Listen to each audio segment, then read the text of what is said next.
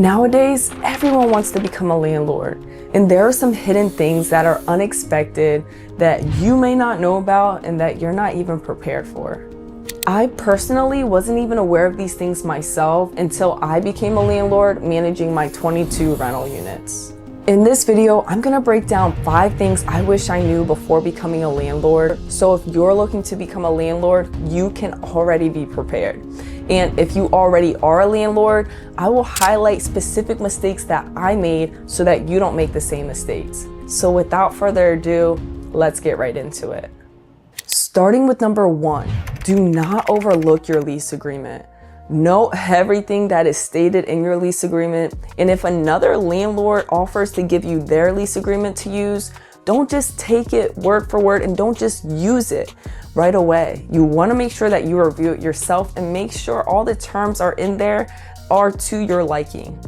So for example, when we got our first rental property, we asked a friend of ours for their lease agreement because we're new to this and we don't have any leases just to go based off of. Yes, you can go to an attorney and have an attorney write it up, but it's like, why not just get it for free and ask a friend of ours for a lease? So they gave us this lease and we did go through it to make sure everything was all good.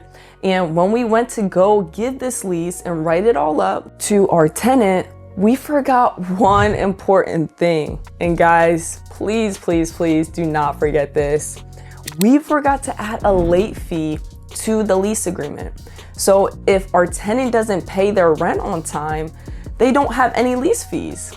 And we forgot to add that in, whether you put $15 a day for the late fee or $25 a day for the late fee. Whatever you're comfortable with, just make sure you add a late fee in there, because if you don't, you could definitely get screwed over with tenants not wanting to pay on time for the first of the month, and that can mess you up if you have a mortgage payment and you want to make sure you're able to make your mortgage payments from getting that rent income. So fortunately, we made that mistake early on with our rental company so that now we don't make that mistake. So make sure you are overlooking your lease agreements, whether you're getting it from an attorney or you're getting it from a friend. And don't forget to add in all the important details, like late fees. Now, the second thing I wish I knew before becoming a landlord is having to deal with maintenance issues even after remodeling the whole unit. And now you're probably thinking, Stephanie, of course, what did you think you're gonna have to deal with? It's a rental property. You're gonna have to deal with maintenance issues. And yes, I know, but let me explain an example that happened to us. So for one of our units, we remodeled the whole thing. New paint, new flooring, new countertops. Guys, the whole thing was remodeled. And after we remodeled the whole unit, we got a tenant in place and it was great until it wasn't. One day we were actually out landscaping the property. So I was out just, pulling some weeds. My partner was actually in the basement just cleaning out the trash over there. And as I'm out there, dealing with the weeds and stuff for the property, the tenant looks out the window and was like, hey, Steph, my floor is peeling. And I'm thinking to myself, this is a brand new piece of flooring and the floor is peeling? It doesn't make sense. Brand new LVP flooring, top of the line flooring. So I go in there and I look at the floor's peeling, right? So I was like, I called my partner up at the time. I was like, yo, you gotta come see this. He comes out, he comes and sees it, and we're like, dang, he's like, dang too. It's just crazy having to deal with this once it was fully remodeled. And the next day we actually had an appraiser coming in. So we ended up, it's just like a regular maintenance issue. The floor is peeling. Let's just get this all taken care of. So we got our contractor out there. He fixed the floor, right? And then later, a couple days, weeks later, my partner let me know that he gets a phone call from the tenant again, saying that the floor is peeling again after we put even new flooring in it, right? So ripped out that old flooring, put new flooring, even though that old flooring wasn't old, it was brand new. So we go through the process again. The flooring's peeling, all right? And this is the second time we get new flooring. Then happens a third time. Tenant calls my business partner at the time. Hey, yo, the floor's peeling. It's just not looking too good. We go out there, expect, contractor come and sees it, and we have 3 to 4 different contractors looking at this. We deal with it again, and our contractor was like, nah, it's not the floor, because y'all are getting top of the line flooring. The flooring's great. It's because the tenant is a little bit overweight per se, and with the walker the tenant is using and just like digging into the floor, it's making the floor peel.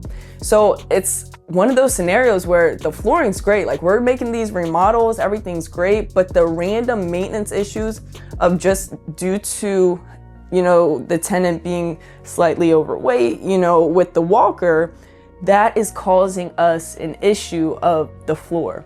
So it's those random maintenance issues that you're gonna have to deal with that are completely unexpected. Like, we didn't come into being a landlord thinking that we're gonna have to deal with constantly replacing flooring for one of our units due to someone being slightly overweight. So just make sure you're prepared for that, because guys, it was running us a bill. So make sure you have some money aside for some maintenance issues that are completely random, that are gonna be unexpected.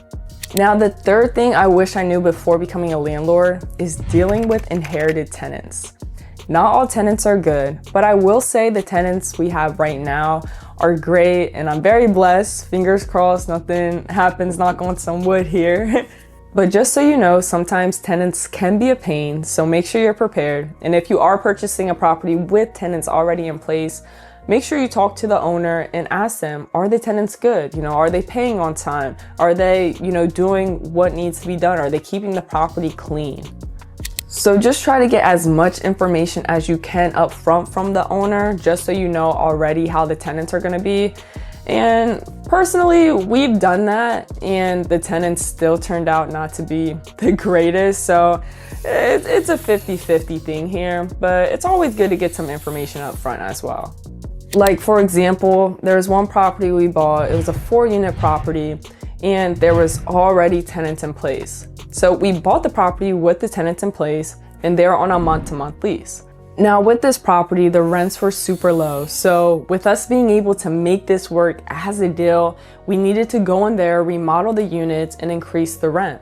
So we told the tenants, and we don't mind if the tenants want to stay, you know, after we put the work in to remodel the unit and increase the rent, and if they're okay with paying that rent, since we know sometimes it can be a little bit of a struggle to find a new rental unit. And we actually come into place where we want to make sure we help them find that new rental unit as well, because we do not want them just laying out in the street. Like, we want to make sure that they have suitable housing for themselves as well. So in this case, the one tenant, we let them know, and they said no, like, we don't want to pay the rent after you guys do remodel the units and everything, so we'll just find a new place. So we said okay, you know, we gave them that 30-day notice, and we told them, hey, you don't even have to worry about paying rent this month, you know, for this 30-day notice, since it's going to be your last month. So we gave them that month free. Now, the downside to this is we may have been a little too nice.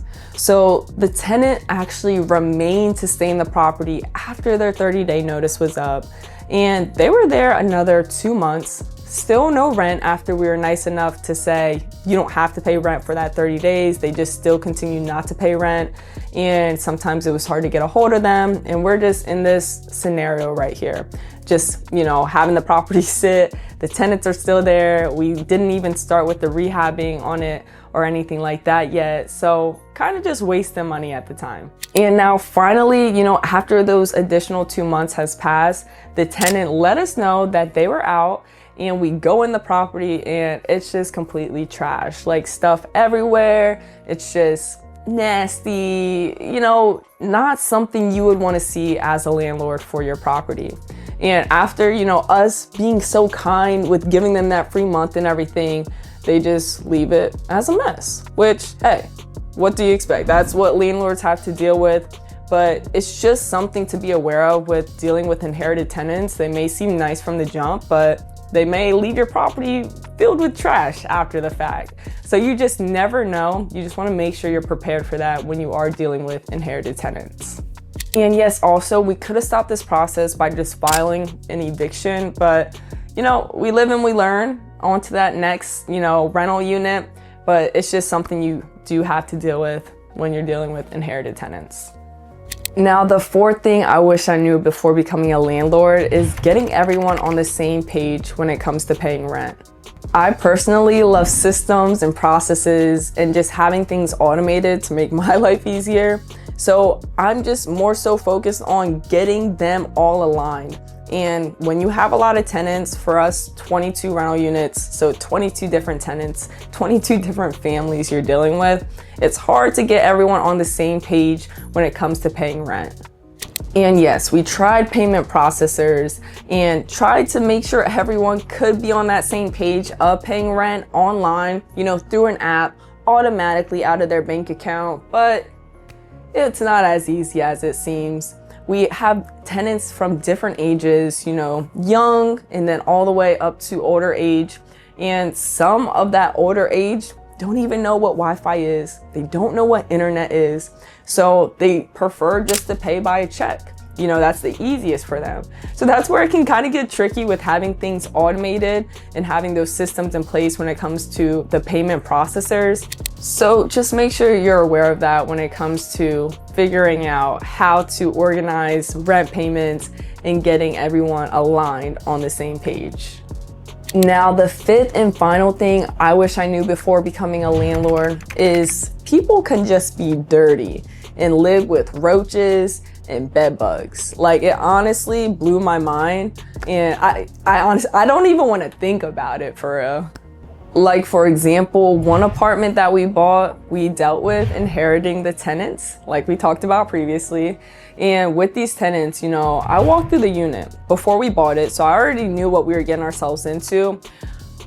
Guys, when I mean it was infested with bugs, it was infested with bugs. There were kids in this property, in this unit, right? It's not like it was a bad area. This is a great area right beside the hospital. I mean, perfect location. And it was infested with bugs. The kids are there. The whole family's there. You open a cabinet, you see roaches crawling everywhere. And it's just from them like keeping stuff open, not putting the food away. The fridge, they're literally in the fridges, it's in the bathrooms. Like, you're taking a shower with these roaches, with these bed bugs, you're sleeping with them, crawling in their ears and stuff like that. And the previous owner definitely should have got pest control all involved. But the crazy thing to me is that they were accustomed to that lifestyle of the bugs. Like, they had no bother walking around barefoot and stuff. So it just blew my mind, but everyone does have different lifestyles, so I can't, say anything like that. But getting pest control, just make sure you guys are aware. Some tenants, they live like that. Like, they live with the infested bugs and the roaches. But as a landlord, make sure you get pest control. That's the first thing we did. We made sure to get pest control, exterminate the whole unit. Like, we were not playing around. I literally, after walking that property, after walking that unit, I had to throw away my Air Force Ones, because if you step on roaches and bugs, they will come home with you. I had to throw away my Air Force Ones and make sure that I was solid. So make sure you're solid. Make sure you're aware that when you're dealing with inherited tenants, you may inherit the bugs as well. So those are the 5 main things I wish I knew before becoming a landlord. And I hope this video gave you some insight to prepare you if you are looking to become a landlord, and gave you some highlights or, mistakes that we made if you already are a landlord, so that you don't make those same mistakes. And if this video did help you, make sure you give it a thumbs up. Go subscribe if you're not subscribed. And if you are unsure about getting a rental property and becoming a landlord, you're gonna wanna make sure you check out this video right here.